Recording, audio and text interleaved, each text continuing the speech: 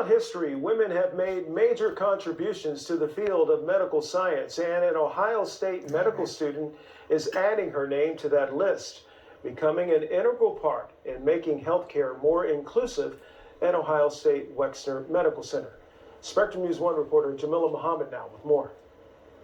My favorite part of med school so far has been learning to be a student advocate, to be a student leader, to be a champion for change. Rosevine Azap started getting close to medicine as early as she could.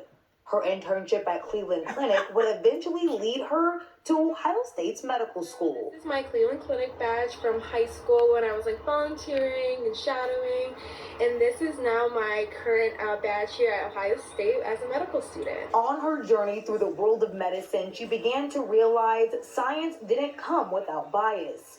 During her internship at Cleveland Clinic, she had the chance to witness a kidney transplant surgery. That's when she learned about glomerular filtration rate, or GFR, a way to measure kidney function. One of the things that we look at for patients who might need a kidney transplant is how well their kidneys are functioning, how good their GFR is. And for Black patients, if we're seeing that their GFR is higher than other people, we might be delaying their access to care. This study resulted in segregated GFR equations, a GFR for Black patients and a GFR for everyone else. Azap didn't understand why race was still a factor over 2 decades later. There was a study in 1999 that looks at different patients from different races, ages, and things like that.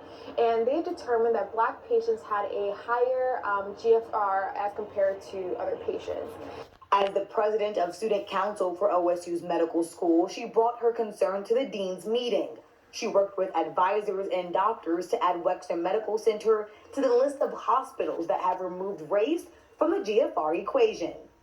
You're not as, I think, prepared or good, frankly, at trying to fix some of those biases. And until you get that outside influence and someone to say, hey, Dr. Brozek, this doesn't make any sense. Why do we do this? And I think the folks like me get asked that enough times to say, you know what?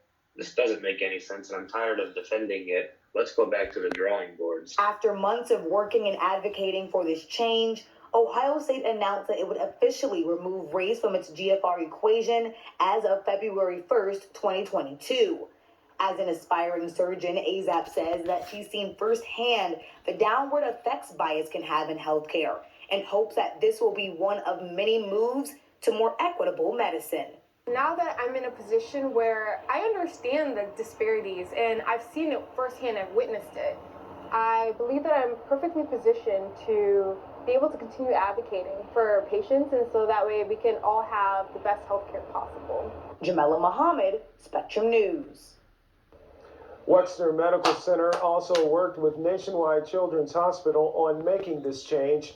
Both hospitals joined the list of hospitals in California, New York, Maryland, and Washington. The first